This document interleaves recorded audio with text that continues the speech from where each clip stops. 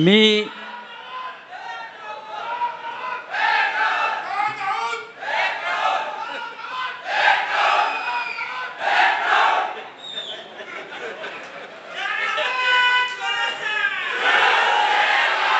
सन्माननीय शिवसेना पक्ष प्रमुख उद्धव ठाकरे साहेब, शिवसेना नेते आदित्य ठाकरे, सर्व नेते आणि या वाशिममध्ये हाऊसफुल झालेले सगळे हजारो शिवसैनिक,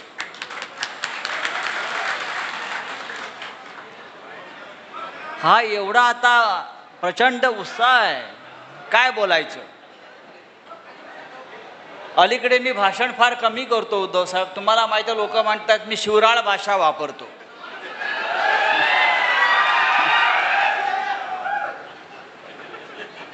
मी अत्यंत सभ्य माणूस आहे. माझ्यावर हिंदुहृदय सम्राट शिवसेना प्रमुख बाळासाहेब ठाकरेंचे संस्कार आहेत आणि ते संस्कार असे आहेत की हरामखोराला हरामखोरच म्हणायचं, हरामखोराला हरिश्चंद्र म्हणायचं नाही. हा तुमच्या इथे 50 कोटीवाला हरामखोर जन्माला आलेला आहे. बैल विकतो, गाढव विकतात, बकरं विकलं जातं. तुमच्याकडे 50 कोटीला खासदार विकला गेला. आता या खासदाराचं करायचं काय? या खासदाराला 2029 साली परत दिल्ली दाखवायची नाही. मी इतकंच सांगायला इथं उभा आहे. हा गद्दार, बेईमान, माननीय शिवसेना पक्षप्रमुख उद्धव ठाकरे यांना 4 तासापूर्वी सांगत होता, साहेब मी कुठेच जात नाही, मी तुमच्या बरोबरच आहे. काही लोकांनी आईबाबाची शपथ घेतली, काही लोकांनी साईबाबाची शपथ घेतली आणि हे सगळ्या शपथा घेऊन 50 कोटीला विकले गेले. चिंता नाही. हा निष्ठावंत शिवसैनिक त्याला गाडल्याशिवाय राहणार नाही. आणि कुठल्या पक्षात गेले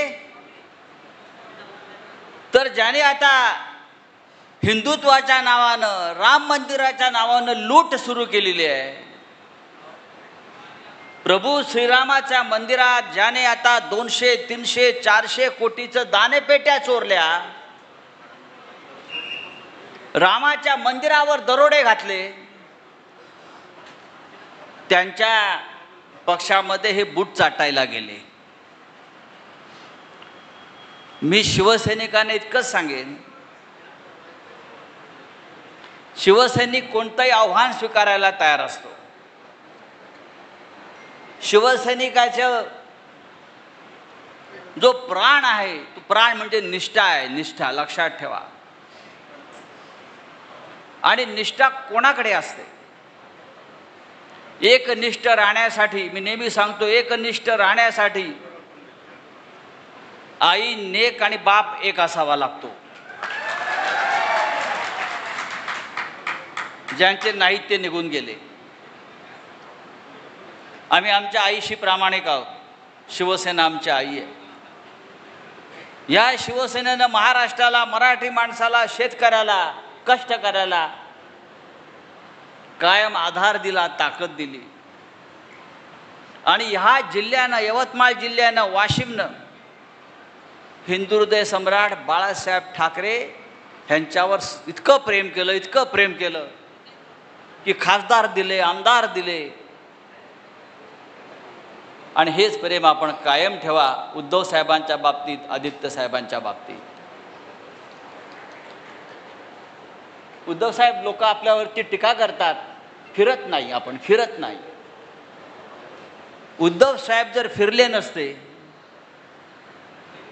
तर हा घाऱ्या खासदार झाला असता का? हा झाला असता का खासदार? कुठेतरी अडगळीत पडला होता, त्याला उद्धव साहेबांनी उचलून आणला, सगळ्यांनी, आमच्या अरविंद सावंतांनी वगैरे, आणि दिल्लीला पाठवला. अरे थोडी तरी लाज बाळगा. पण अशा बेईमान लोकांना घडवण्याची फॅक्टरी कोणती असेल तर ती मिंधे फॅक्टरी आणि मोदी फॅक्टरी. या दोन्ही फॅक्टऱ्या, बेईमान घडवण्याच्या, गद्दार घडवण्याच्या दोन्ही फॅक्टऱ्या आता आपल्याला नष्ट करायच्या आहेत, खतम करायच्या आहेत. ही कीड आपल्याला नष्ट करायची आहे. या मातीमध्ये पुन्हा एकही गद्दार निर्माण होता कामा नाही, ही शपथ आपण खाल्ली पाहिजे. आणि मला खात्री आहे, ज्या पद्धतीचं वातावरण मला इकडे दिसतंय विदर्भात, नागपूरला साहेब उतरले, प्रचंड स्वागत. सकाळी तिकडे यवतमाळला प्रचंड मोठा मेळावा आणि स्वागत. आज वाशिमला, इथून आम्ही हिंगोलीत जाणार, परभणी, शिर्डी, धाराशिव, असं एक एक एक एक जिल्हा आणि किल्ला सर करत आम्ही निघालेलो आहोत उद्धव ठाकरे साहेबांच्या नेतृत्वाखाली. असेल हिम्मत तर या समोर देखेंगे किसमें कितना है दम. हे दाऊद बिऊद सोडून द्या. माझ्यासारखे हजारो राऊत या पक्षामध्ये आहेत, जे बाळासाहेब ठाकरेंनी घडवलेले आहेत, जे उद्धव साहेबांच्या खांद्याला खांदा लावून काम करतायत. आणि आपण सगळे हजारो लाखो शिवसैनिक आजही निष्ठेने उभे आहात. ही निष्ठाच आपल्या पक्षाला परत एकदा या महाराष्ट्रावर सत्ता आणून दिल्याशिवाय राहणार नाही, आणि प्रत्येक गद्दार काढल्याशिवाय राहणार नाही. इतकंच सांगतो आणि तूर्त थांबतो. आपल्याला उद्धव साहेबांना ऐकायचं आहे. जय हिंद, जय महाराष्ट्र. धन्यवाद रावसाहेब. यानंतर ज्यांच्या विचारासाठी आपण इथं ऐकण्यासाठी बसलेले आहेत असे पक्षप्रमुख, महाराष्ट्राचे कुटुंबप्रमुख, माजी मुख्यमंत्री माननीय उद्धवजी बाळासाहेब ठाकरे साहेब, कृपा करून शांत राहा. सगळी व्यवस्था साहेबांना बघायची व्यवस्था निश्चितच केल्या जातील. कृपा करून शांत राहा. साहेबांना सगळ्यांनाच बघायचं आहे, साहेबांचा आपल्याला विचार ऐकायचे आहेत. त्यामुळं सगळ्या कॅमेरामॅननी जरा खाली बसून घ्या बस. धन्यवाद. सगळे जे कॅमेरामॅन आहेत त्यांना विनंती करण्यात येते की साहेबांना बघण्यासाठी